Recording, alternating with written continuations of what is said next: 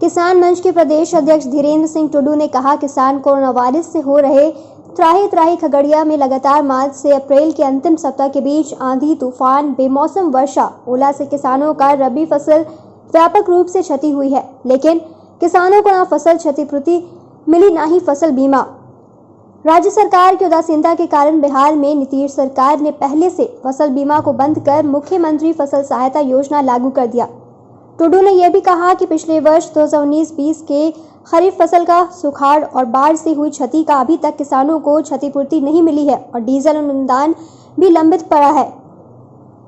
किसान त्राहिमाम में है। कोरोना ने किसानों के अनाज का मंडी भाव घटा दिया है। उपज का एमएसपी न्यूनतम समर्थन मूल्य नहीं मिल रहा है। भले राज्य सरकार कोऑपरेटिव बैंक को गेहूं खरीदने का आदेश दिया है, पर राशि उपलब्ध नहीं किया गया है। सरकार को चुनौती देते हुए कहा कि सरकार या मंत्री, सत्ताधारी विधायक एक भी यह बता दें कि बिहार के एक भी जगह पर गेहूं सरकारी खरीद शुरू हुई हो। सरकार किसानों के साथ धोखा कर रही है।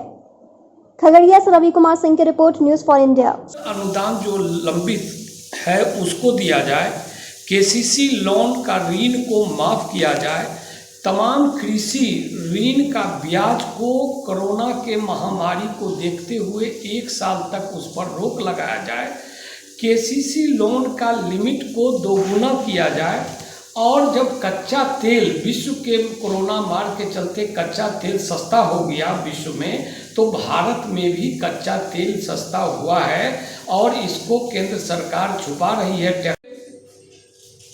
ये व्यक्तिगत समस्या नहीं है, बिहार के तमाम किसानों का और मजदूरों का समस्या है। मैं बिहार किसान मंच का प्रदेश अध्यक्ष धीरेन्द्र सिंह टुडू आज बड़ी कोरोना के मार से देश और विश्व दोनों मर्माहत है और रोज़मर्रा का ज़िंदगी तो बर्बाद हुआ ही, किसान का ज़िंदगी और मजदूर का ज़िंदगी बर्बाद हो गया। ज़िंदगी तो आज 70-72 साल के आज़ादी के बावजूद भी नहीं सुधरा है और नेताओं के और सरकारों के दूरदर्शिता के कारण। लेकिन जो हालात अभी पैदा हुए हैं इसमें किसान सब्र और धैर्य से अपने अनाज के उत्पादन को घर में रखे, संयमित करके रखे।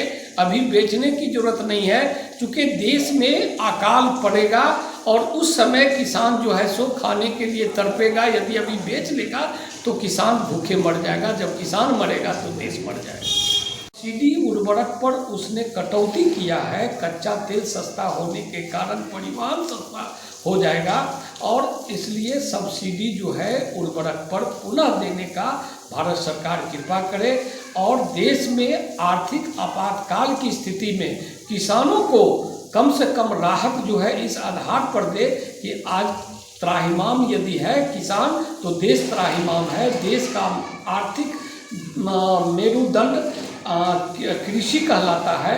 जब ग्रामीण अर्थव्यवस्था कृषि कमजोर होगा तो देश कमजोर होगा। Subscribe now and press the bell icon. Never miss an update.